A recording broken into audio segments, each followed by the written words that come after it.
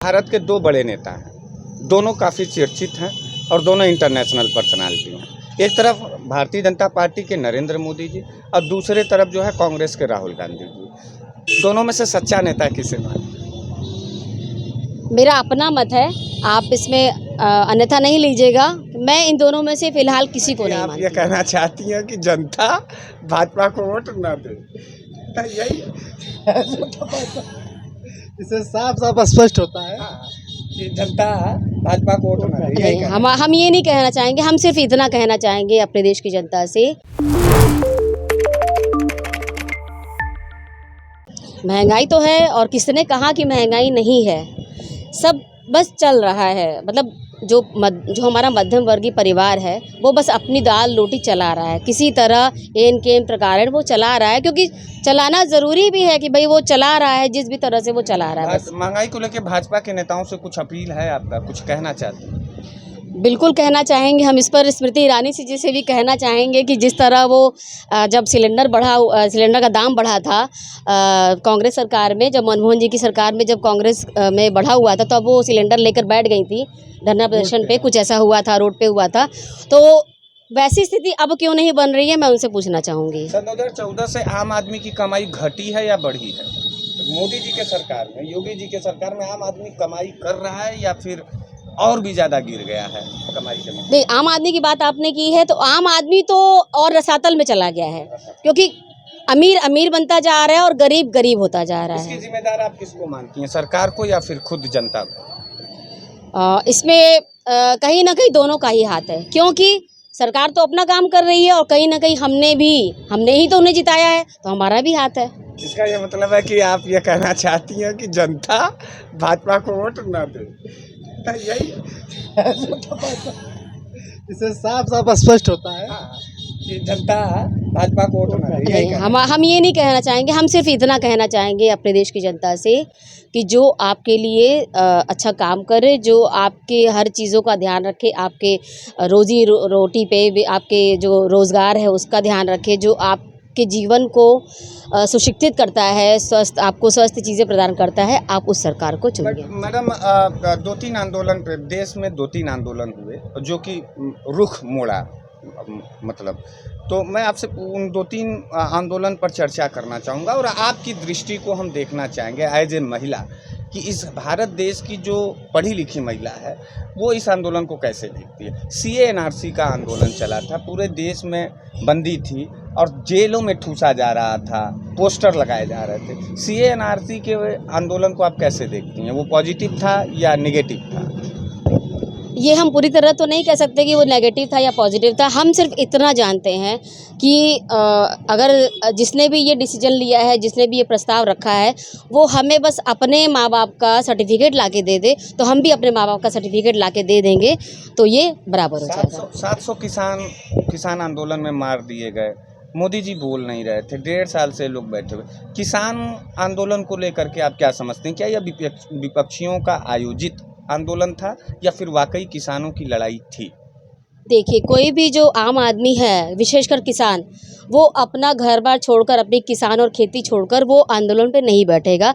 लिहाजा कि वो विवश हुआ है आने पर, क्योंकि उसको अपना अधिकार चाहिए। तो अगर किसी को भी अधिकार चाहिए, इवन अगर हमको भी अधिकार चाहिए, तो मैं भी सड़क पर बैठूंगी। तो ऐसा अगर उन्होंने किया है और सही तरीके से किया है तो बिल्कुल जायज़ है। योगी जी के राज्य से आप संतुष्ट हैं? योगी आदित्यनाथ जी उत्तर प्रदेश के मुख्यमंत्री हैं, हिंदुओं के बड़े चेहरा बनते हैं, उनके कार्रवाई से आप संतुष्ट हैं? मैं पूरी तरह तो संतुष्ट नहीं हूँ, क्योंकि अगर हिंदू सनातन धर्म को बढ़ाने की और सनातन धर्म के संस्कार को जगाने की बात है, तो इस संदर्भ में उन्होंने कुछ काम किए हैं। लेकिन जो ये संदर्भ अभी महिलाओं का चल रहा है, जब महिलाओं की बात आती है कि महिला का विकास हो रहा है, सशक्तिकरण की बात आती है महिलाओं की, तो हमें नहीं लगता कि कहीं महिलाओं का सशक्तिकरण हुआ है। क्योंकि कोई भी समाज की महिला हो, अगर हम थाने, पुलिस, प्रशासन कहीं भी जाते हैं तो ना हमें सुना जाता है, ना हमारी बातें सुनी जाती, उल्टा हमें अपमानित करके वहाँ से निकाल दिया जाता है। मैडम, अभी आपने हिंदू और हिंदुत्व की बात की जी।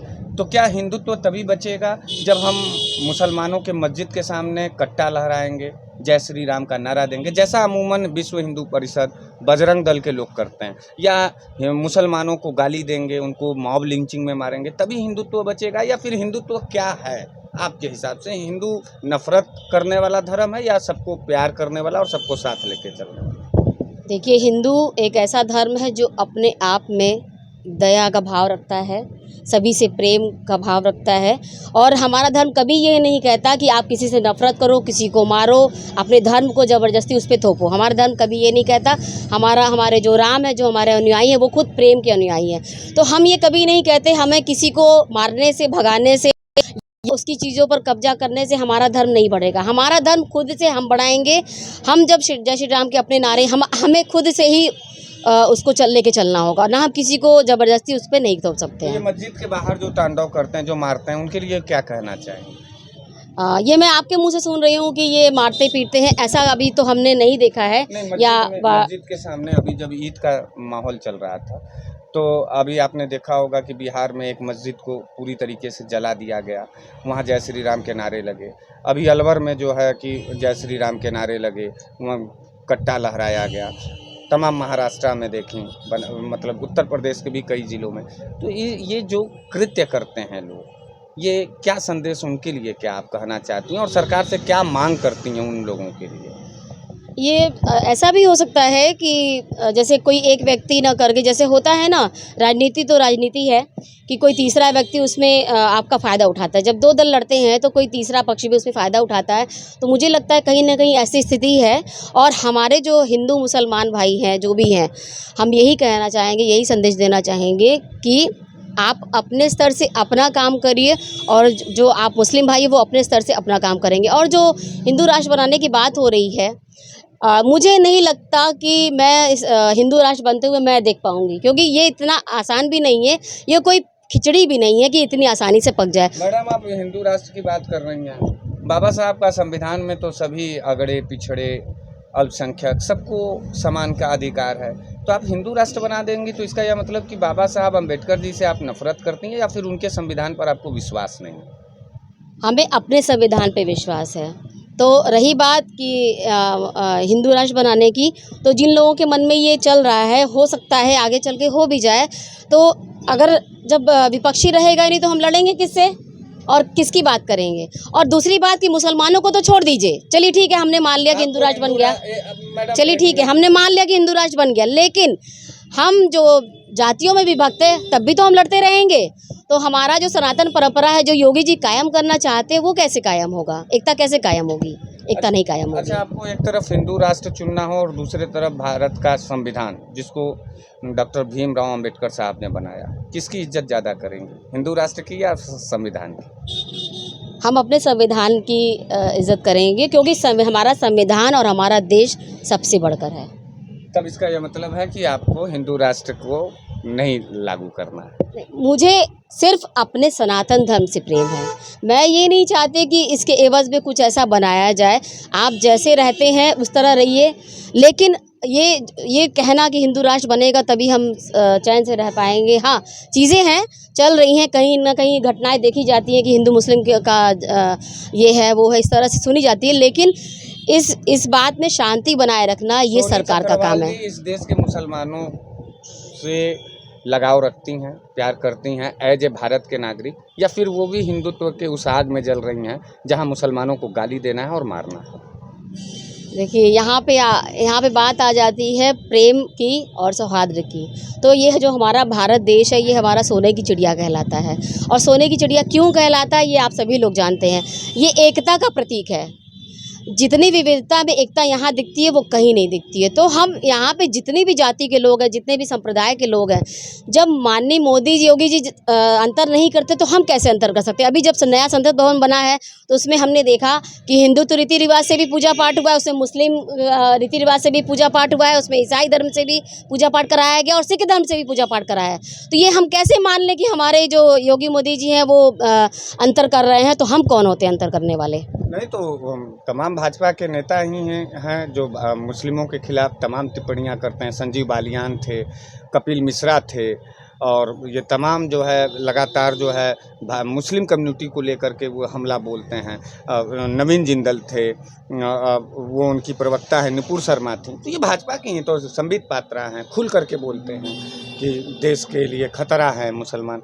तो आपकी निगाह से क्या है मुसलमान? भाई तो जब उन्होंने खुलकर बोला नुपुर शर्मा, तो नुपुर शर्मा है कहाँ? उनको क्यों दबा दिया गया, क्यों उनको बैक भेज दिया गया? नुपुर शर्मा कहाँ है आज की डेट में? आपको कहाँ दिखाई देती है नुपुर शर्मा? तो आप बोलिए तो ऐसे बोलिए कि आप हर वक्त दिखाई दे। और रही बात हिंदू मुस्लिम की, तो हम ऐसी बात करें कि जो कि इस देश को बांटे ना, बांटने के लिए बात नहीं कर रहे हैं। हाँ, हमें अपने धर्म से प्रेम है और हमें देश के नागरिक सब भविष्य भी देखना है और हमें अपने देश का भी भविष्य देखना है, जिससे सिर्फ धर्म की बात ना हो। यहाँ देश में विकास की बात हो, देश में महिला सशक्तिकरण की बात हो, देश में कानून व्यवस्था की बात हो, देश में स्वच्छता की बात हो, बेटियों की रक्षा की बात हो, बेटियों की पढ़ाई की बात हो। हमें इन सब मुद्दों पर लेके चलना है। देश का प्रगति रिपोर्ट सन 2014 से पहले का अभी डाउन है या फिर अप हुआ है? निष्पक्ष रूप से बताइए, देश तरक्की किया है सन 2014 के बाद से या फिर रसातल में गया? देखिए, कुछ मामलों में अगर हम देखेंगे तो कुछ मामलों में तरक्की हुई है, लेकिन कुछ मामलों में देखा जाए, खासकर महिला सशक्तिकरण के नाम पे अगर देखा जाए तो महिलाओं की स्थिति दयनीय हुई है। तरक्की भी बता दीजिए। तरक्की में मुझे ये लगता है कि हाँ, हमारे रोड वगैरह बने हैं और विकास की जहाँ तक बात लोग करते हैं कि ये रोड बने हैं और इस तरह से हमारा नवीनीकरण हुआ है, तो देखिए रोड बनने से नहीं मतलब है। हम रोड पे तो पहले ही भी चलते थे, जबकि और जो हम टैक्स देते हैं उसी से हमारा जो हमें ये चीज़ें देखने को मिलती है वो हमारे पैसे से ही देखने को मिलती है। व्यक्तिगत सवाल पूछना चाहेंगे, भारत के दो बड़े नेता हैं, दोनों काफ़ी चर्चित हैं और दोनों इंटरनेशनल पर्सनालिटी हैं। एक तरफ भारतीय जनता पार्टी के नरेंद्र मोदी जी और दूसरे तरफ जो है कांग्रेस के राहुल गांधी जी। दोनों में से सच्चा नेता किसे मानते? मेरा अपना मत है, आप इसमें अन्यथा नहीं लीजिएगा। मैं इन दोनों में से फ़िलहाल किसी को नहीं मानती हूँ। वो प्रधानमंत्री हैं, उनका आदर है, सत्कार है, देश के प्रधानमंत्री है, क्योंकि वो हमारे देश के। देखिए, मैं व्यक्ति का आदर नहीं कर रही हूँ, मैं जो संविधान ने जिसे चुनकर लाया है, संविधान उन्होंने चुनकर लाई है।